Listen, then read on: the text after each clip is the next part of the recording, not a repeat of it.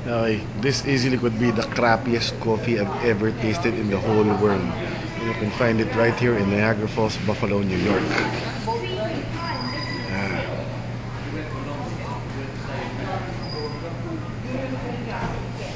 And you may ask why the hell am I drinking it still? It's because it costs like $4 fucking.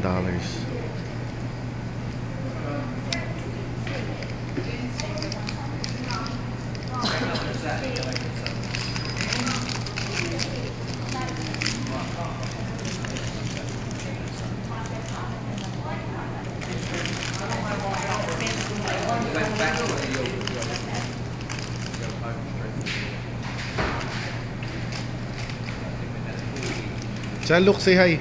Hi. Jean-Luc, just say hi. No, here, this way. Jean-Luc, hi. Hi.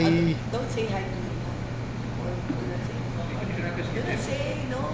No, don't say hi to me. Sabi Yeah, na okay. said no. Bye.